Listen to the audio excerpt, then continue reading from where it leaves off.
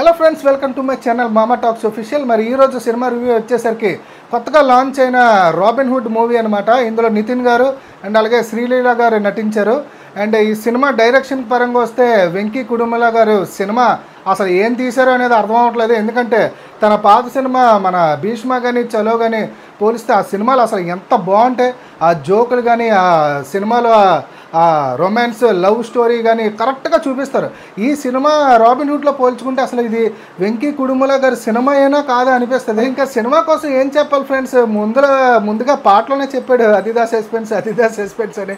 చూసాక తెలిసింది అసలు సస్పెన్స్ ఇదిదా సస్పెన్స్ అసలు ఏంటి లేదని అయితే మరి సినిమా చూసాకైతే అర్థమవుతుంది. స్క్రీన్ ప్లే అయితే పర్లేదు, కొంచెం బాగానే చూపించారు. మ్యూజిక్ వచ్చేసరికి జీవి ప్రకాష్ గారు అనమాట. అసలు జీవి ప్రకాష్ గారి ఆ బ్యాక్గ్రౌండ్ మ్యూజిక్ కానీ అలాగే లవ్ సాంగ్స్ ఎలా ఉంటాయి అసలు మీరు చూసుకున్నట్టయితే అమరంలో కానీ లేదంటే లక్కీ భాస్కర్లో కానీ ఆ లవ్ సాంగ్స్ కానీ బ్యాక్గ్రౌండ్ మ్యూజిక్ కానీ వేరే లెవెల్ అసలు. అలాగే రాబిన్ హుడ్లో వచ్చేసరికి అసలు జీవి ప్రకాష్ గారి మ్యూజిక్ మార్క్ అయితే నాకు ఎక్కడా కనిపించలేదు.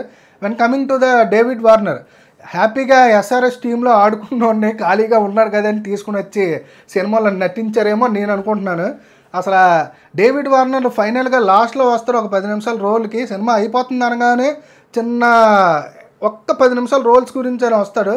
నితిన్ గారిది అలాగే శ్రీలీల గారిది కూడా ఈ లవ్ స్టోరీ అని మనం అనుకుంటున్నాం. కాకపోతే వాళ్ళిద్దరి మధ్యన ఎక్కడ అంత లవ్ స్టోరీ కానీ లేదంటే ఆ లవ్ సీన్స్ కూడా ఎక్కడ నేనైతే చూడలేదు. ఆ పాటలు కూడా సడన్గా వచ్చేస్తూ ఉంటే లవ్ సీన్ మెలోడీ సాంగ్స్ అదైతే ఎక్కడ సింక్ అవ్వలేదు. మరి ఇందులో లవ్ స్టోరీ ఎక్కడ కనిపించిందని నేనైతే ఈ 2.5 గంట అలా చూస్తూనే ఉన్నాను. మధ్యలో పాటలు వచ్చేవి, లవ్ సాంగ్లు వచ్చేసివి. ఏంటబ్బా అని చూసుకునేవాడిని. నాకైతే అసలు ఏంటి అర్థం అవ్వలేదు.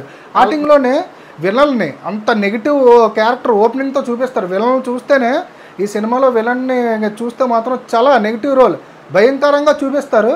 అలాగే సినిమా లాస్ట్ వచ్చేసరికి ఎండింగ్ వచ్చేసరికి ఆ విలన్ని అంత నెగిటివ్ రోల్లో చూపించే విలన్ని ఒక చిన్న కార్టూన్లో చూపిస్తారు. అది అసలు దట్స్ మేక్ నో సెన్స్ అనే చెప్పాలి. బ్రదర్హుడ్ ఆఫ్ రాబిన్ హుడ్ అనే పార్ట్ 2 కూడా ఉన్నది. అది కూడా నాకు తెలిసి డేవిడ్ వార్నర్ గారి గురించే ఈ పార్ట్ 2 కూడా తీస్తున్నారేమో నేను అనుకుంటున్నాను. Mainly when coming to the direction part, మనకి ప్రీ రిలీజ్ ఈవెంట్లో మన వెంకీ కుడుమల గారు అప్పుడే చెప్పారు సినిమా బాగుంటే మొత్తం టీం అందరికీ క్రెడిట్స్ ఇవ్వండి అని. సినిమా కానీ బాగోకపోతే వెంకీ కుడుమల గారిని తిట్టమన్నారు. సో మరి దీన్ని బట్టి పోల్చుకుంటే డైరెక్టర్ గారినే మనం అనాలి. అసలు ఆ సినిమా అయితే అంతగా అసలు ఏటీ లేదు. ఎందుకంటే ఆ భీష్మ కానీ ఆ చలో కానీ ఆ కామెడీ లైనింగ్స్ ఎలా ఉంటాయి అసలు అలా చూస్తూ నవ్వుకుంటూ ఉండిపోతాం సినిమాల్లో అలాగ నా కామెడీస్. అలాంటి డైరెక్టర్ని అసలు ఈ రాబిన్ హుడ్ తీశారంటే అసలు వెంకీ కుడుమల గారైనా లేదంటే ఇంకెవరైనా కొత్త డైరెక్టరా అన్నట్టుగా ఉంది.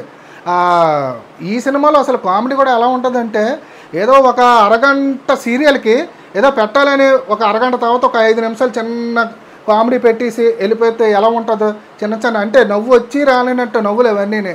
కరెక్ట్గా చెప్పాలంటే జోకులు కూడా కరెక్ట్గా అంత ఏముండదు.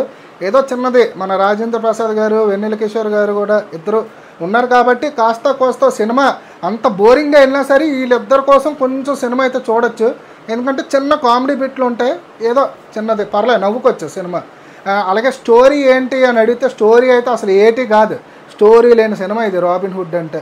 ఓవరాల్గా సినిమా చూడొచ్చా లేదా అని మీరు అడిగితే సినిమా అయితే అంత పెద్ద హిట్ అని అయితే నేను అన్నాను. సినిమా అయితే యావరేజ్ బిలో యావరేజ్, ఏదో ఒకసారి చూడొచ్చు. అది కూడా పెద్ద ఏదో ఎక్స్పెక్ట్ చేసి అయితే వెళ్ళొద్దు. కామెడీ పరంగా అయితే ఏదో చిన్న కామెడీలు అయితే ఉన్నాయి. మెయిన్లీ వెన్నెల కిషోర్ గారి కామెడీ గురించి, రాజేంద్ర ప్రసాద్ గారి కామెడీ, ఇద్దరు కాంబినేషన్ గురించి అయితే కొంచెం పర్లేదు చూడొచ్చు. సినిమాలో అయితే మీరు ఏదో ఎక్స్పెక్ట్ చేసి అయితే సినిమాకి మాత్రం వెళ్ళొద్దు. సినిమా అయితే యావరేజ్ బిలో యావరేజ్ అనే చెప్తాను. సో రివ్యూ అయితే నచ్చింది అనుకుంటున్నాను. మరి నచ్చితే మన వీడియోకి లైక్ చేయండి, ఛానల్కి అలాగే సబ్స్క్రైబ్ చేసి సపోర్ట్ చేయండి గైస్. ఉంటాను, నెక్స్ట్ వీడియోలో కలుద్దాం. బాయ్.